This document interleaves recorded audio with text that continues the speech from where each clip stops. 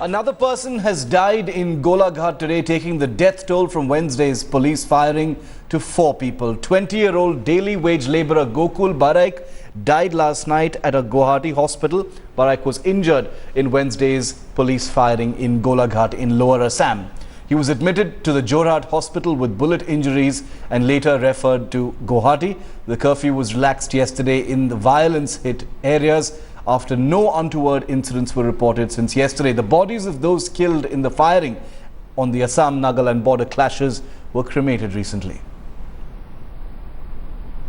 Let's go straight across to headlines today's Indrajit Kundu joining us live on the story. Indro, the death toll is now at 4, tragically, with one more person succumbing to his injuries.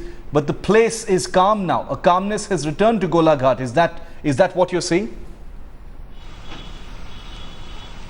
Well, that's right, Shiv. There seems to be the fact that, Golaghat, the entire district, is slowly limping back to normalcy. Curfew was relaxed yesterday in the morning, but then again it was imposed in the afternoon. But today what we see is that there is no curfew at this point in time. Shops and other establishments have opened. Vehicles are plying normally, except for the fact that, the death toll has now increased to 4. One person who was critically injured has now, he has died. He breathed his last night. He was a daily wage labourer, somebody who took part in that protest on Wednesday.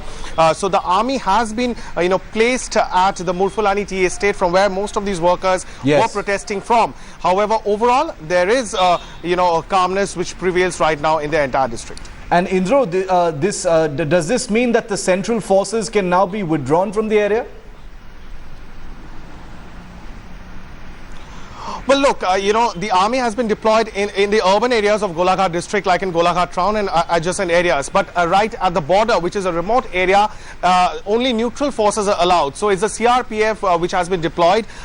Initially, when the problem was taking place, there was not adequate CRPF force. So 16 companies of CRPF additional forces were put in place. So the entire area has now been brought under control by the CRPF. Yes. So there is no possibility of removing the CRPF right now because it's a disturbed area. Both Nagaland as well as Assam government stake claim on that entire area. So therefore CRPF is playing the role of a neutral force, and there is no possibility that they will be removed very soon.